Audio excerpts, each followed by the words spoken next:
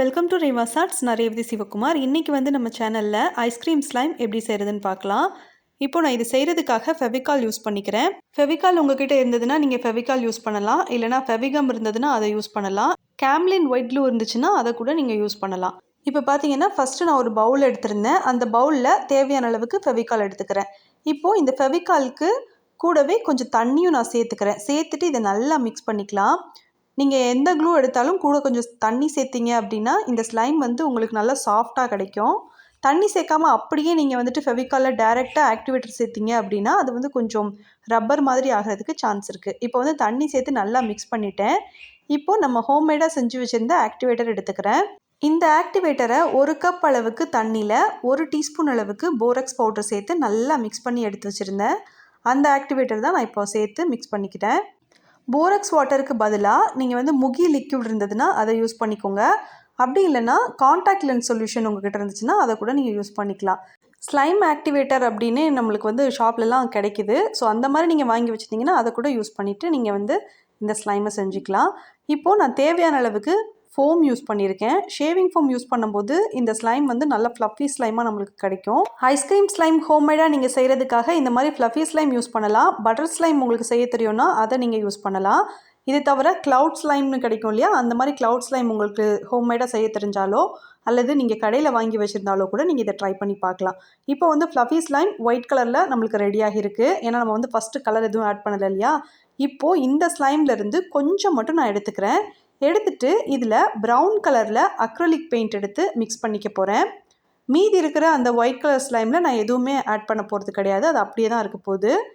Brown colour தான் use பண்ணணுன்னு எந்த கட்டாயமும் இல்லை. சாக்லேட் ஃப்ளேவரில் இருக்கிற மாதிரி நான் வந்து இந்த ஐஸ்கிரீம் ஸ்லைம் செய்ய போகிறதுனால ப்ரௌன் கலர் ஆட் பண்ணியிருக்கேன்.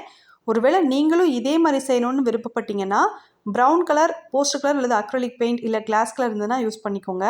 அப்படி இல்லைன்னா காஃபி பவுடரோ கொக்கோ பவுடரோ இருந்துச்சுன்னா அதை கூட நீங்கள் வந்து இது கூட கொஞ்சம் ஆட் பண்ணிக்கோங்க. வெனிலா சாக்லேட் ஐஸ்கிரீம் ஸ்லைம் செய்கிறதுனால நான் இந்த மாதிரி செஞ்சிட்ருக்கேன். ஒருவேளை உங்களுக்கு வெனிலா ஐஸ்கிரீம் ஸ்லைம் மட்டும்தான் வேணும்னா நீங்கள் எந்த கலரும் ஆட் பண்ண வேண்டாம். வெனிலா ஸ்ட்ராபெரி ஐஸ்கிரீம் ஸ்லைம் வேணும்னா நீங்கள் வந்து ப்ரௌன் கலருக்கு பதிலாக ரெட் கலர் ஆட் பண்ணிக்கோங்க. ஒருவேளை உங்களுக்கு ப்ளூபெரி வெனிலா ஐஸ்கிரீம் ஸ்லைம் வேணும் அப்படின்னு நினச்சிங்கன்னா அப்போ வந்து இப்போ நான் வந்து சாக்லேட் கலருக்காக நான் ப்ரௌன் கலர் ஆட் பண்ண மாதிரி ப்ளூபெரிக்காக நீங்கள் கொஞ்சமாக ஸ்லைம் எடுத்து ப்ளூ கலர் ஆட் பண்ணிவிட்டு மீதி ஒயிட்டாக அப்படியே வச்சுருங்க. இப்போது ஃபஸ்ட்டு நம்ம கலர் சேர்த்துருந்தது அவ்வளோ பிரைட்டாக இல்லை, அதனால மறுபடியும் கொஞ்சம் ப்ரௌன் கலர் அக்ரலிக் பெயிண்ட் சேர்த்து மிக்ஸ் பண்ணிக்கிறேன். இந்த ஐஸ்கிரீம் ஸ்லைமை பொறுத்த வரைக்கும் நீங்கள் ஒரே ஒரு கலரில் ட்ரை பண்ணுறதை விட டபுள் கலர்லேயோ அல்லது ட்ரிபிள் கலர்லேயோ நீங்கள் ட்ரை பண்ணி பார்த்தீங்கன்னா இது வந்து பார்க்குறதுக்கும் ரொம்பவே நல்லாயிருக்கும், விளையாடுறதுக்கும் ரொம்பவே சூப்பராக இருக்கும். இப்போ வந்து ப்ரௌன் கலர் ரெடி ஆயிடுச்சு. இப்போ இதை எடுத்து நான் பக்கத்தில் வச்சுருக்கேன்.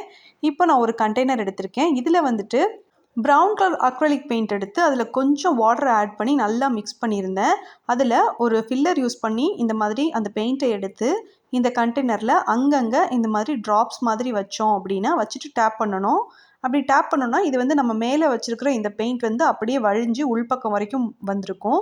இப்படி செஞ்சதுக்கு அப்புறமா நம்ம ஸ்லைம் எடுத்து ரெண்டையும் ஒன்றோட ஒன்றா கொஞ்சம் கலக்கிற மாதிரி மிக்ஸ் பண்ணிவிட்டு அதுக்கப்புறமா இதுக்குள்ளக்க வச்சோன்னா பார்க்குறதுக்கு அப்படியே கடையில் வாங்கின ஐஸ்கிரீம் ஸ்லைம் மாதிரியே இருக்கும். நம்ம வீட்டில் ஹோம்மேடாக ஐஸ்கிரீமோ அல்லது ஃபலூடாவோ ட்ரை பண்ணும்போது அப்போ வந்து அதை சர்வ் பண்ணுறதுக்கு முன்னாடி அந்த டம்ளரில் அல்லது அந்த கப்பில் வந்துட்டு நம்ம வந்து இந்த மாதிரி டெக்கரேஷன் பண்ணுவோம்.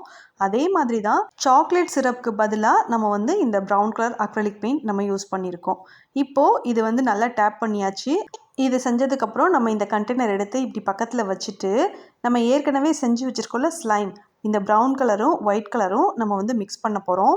கம்ப்ளீட்டாக மிக்ஸ் பண்ணக்கூடாது, லைட்டாக மட்டும் மிக்ஸ் ஆகிற மாதிரி இதை வந்து கொஞ்சம் ட்விஸ்ட் பண்ணி மிக்ஸ் பண்ணிவிட்டு அதுக்கப்புறமா எடுத்து இதுக்குள்ளக்க வச்சோம் அப்படின்னா பார்க்குறதுக்கு ரொம்பவே சூப்பராக இருக்கும். இப்போது இந்த ஸ்லைமை கண்டெய்னரில் எடுத்து வச்சாச்சு. இதுக்கு மேலே கொஞ்சம் ஐஸ்கிரீம்லலாம் யூஸ் பண்ணுற இந்த ஸ்ப்ரிங்கிள்ஸ் வந்து நான் ஆட் பண்ணியிருக்கேன். மற்ற ஸ்லைமில் யூஸ் பண்ணுற மாதிரி கிளிட்டர்ஸோ அல்லது வேறு ஏதாவது பீட்ஸோ நம்ம யூஸ் பண்ணோம் அப்படின்னா அது வந்து அந்தளவுக்கு ஐஸ்கிரீம் ஸ்லைமோட கரெக்டாக வராது. அதனால தான் நான் வந்து ஸ்ப்ரிங்கிள்ஸ் யூஸ் பண்ணியிருக்கேன். உங்களுக்கு விருப்பம் இருந்ததுன்னா நீங்கள் கிளிட்டர்ஸோ அல்லது பீட்ஸோ கூட யூஸ் பண்ணிக்கலாம். இப்போ வந்துட்டு நான் இதை நல்லா டைட்டாக க்ளோஸ் பண்ணி வச்சுருக்கேன். இந்த ஸ்லைம் உங்களுக்கு பிடிச்சிருக்குன்னு நினைக்கிறேன். இந்த ஸ்லைம் பற்றினா உங்களுக்கு ஏதாச்சும் டவுட்ஸ் இருந்தாலோ அல்லது ஏதாவது சஜஷன் இருந்தாலோ கீழே இருக்கிற கமெண்ட் பாக்ஸில் கமெண்ட் பண்ணுங்கள். ஒருவேளை நீங்கள் கிவ்அவேல பார்ட்டிசிபேட் பண்ணுறீங்கன்னா அப்போ வந்து இந்த வீடியோ ஃபுல்லாக பார்த்துட்டு இந்த வீடியோவுக்கு லைக் பண்ணிவிட்டு நீங்கள் கமெண்ட் பண்ணுவீங்க இல்லையா, அதுலேயே நீங்கள் எத்தனாவது லைக் பண்ணிக்கின்றதையும் மென்ஷன் பண்ணிடுங்க. தேங்க்ஸ் ஃபார் வாட்சிங்.